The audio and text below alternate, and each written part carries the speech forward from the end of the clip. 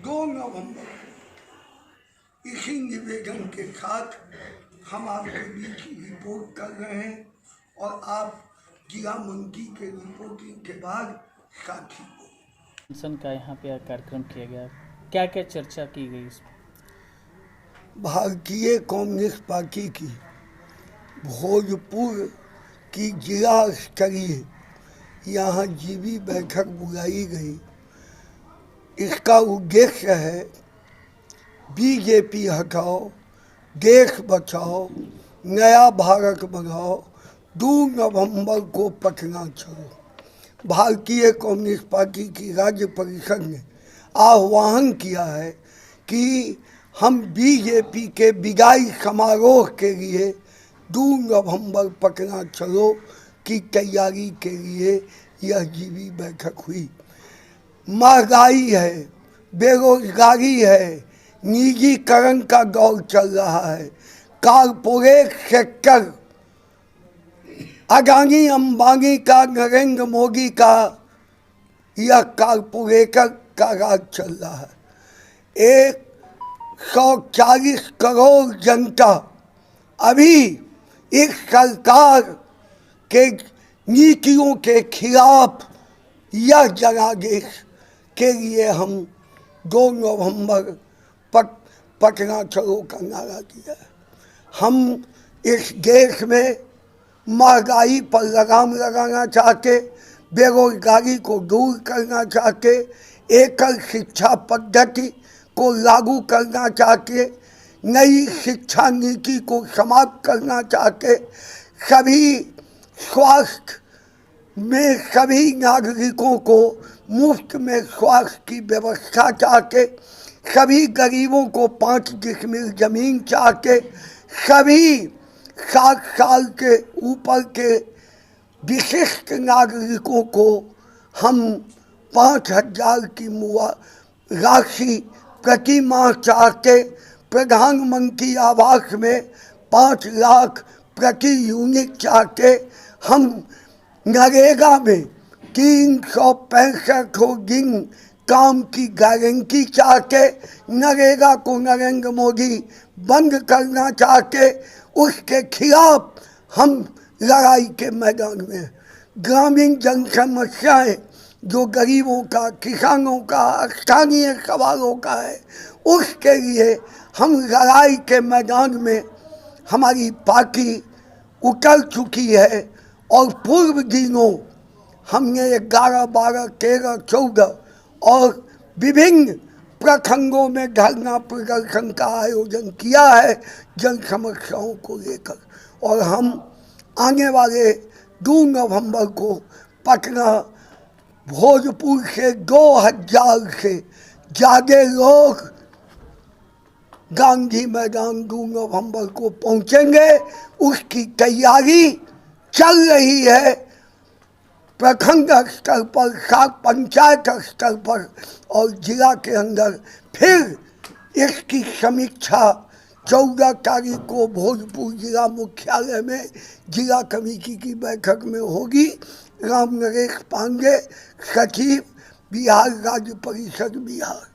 आप दो बातें बोले। पहला तो कि विदाई समारोह होगा नरेंद्र मोदी का 2 नवंबर को पटना से शुरुआत, और दूसरी चीज़ ये बोले कि यहाँ पर जहाँ पर लोग लाखों की संख्या में ले जाने की बात करते हैं कि मैं लाखों की संख्या में भीड़ ले जाऊंगा, वहाँ पर दिखाऊंगा कि जनता कितनी मोदी के खिलाफ है, इनके खिलाफ है। मगर आप कह रहे हैं कि 2000 से ज़्यादा ही भोजपुर से लोग जाएंगे, जबकि यहाँ पर भोजपुर की जनसंख्या आपको पता है कि कितना है।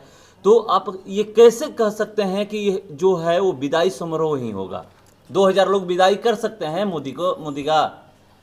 आप यह ध्यान दीजिए, बिहार 38 जिलाओं का जिला है और हमने 3 लाख लोगों को बिहार के 38 जिलाओं से उतारने का संकल्प लिया है।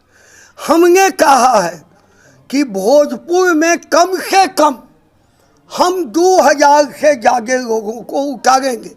वह संख्या 5000 की भी हो सकती है, उससे अत्यधिक भी हो सकती है।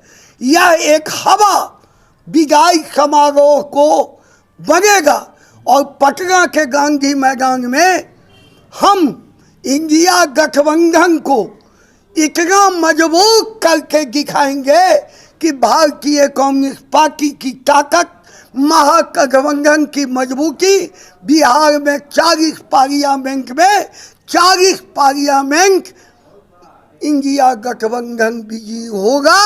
यह संकल्प हमारा है, यही विदाई समारोह की तैयारी है। आप भी वादा कर रहे हैं कि 40 में 40 आपका बिहार से, वो लोग भी वादा कर रहे हैं कि 40 में 40 मेरा।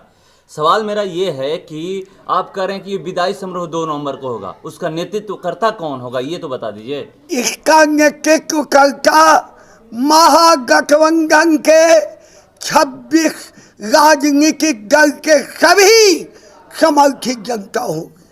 आपने देखा बिहार के अंदर हमारी अपार बहुमत की महागठबंधन की सरकार है, जिसमें मैं हूँ, और नीतीश कुमार, तेजस्वी यादव मुख्यमंत्री उप मुख्यमंत्री हैं।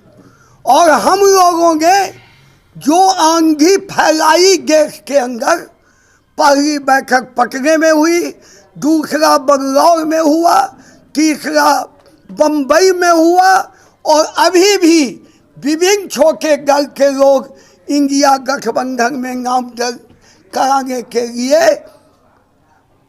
प्रयास कर रहे हैं। ये कैसा गठबंधन है, पहला ये बता दीजिए। यह गठबंधन है नरेंद्र मोदी बीजेपी को दिल्ली के गद्दी से हटाने तो का। वही मेरा सवाल यह यही है। गठबंधन है। सवाल भी तो सुन लीजिए। आप तो कह रहे हैं कि मोदी को हटाने के लिए गठबंधन है, मगर मेरा सवाल ये है कि लोकसभा के लिए आप लोग एक साथ हैं, विधानसभा जब चुनाव होता है अलग अलग राज्यों में अलग हैं, तो ये गठबंधन कैसा है ये बताइए।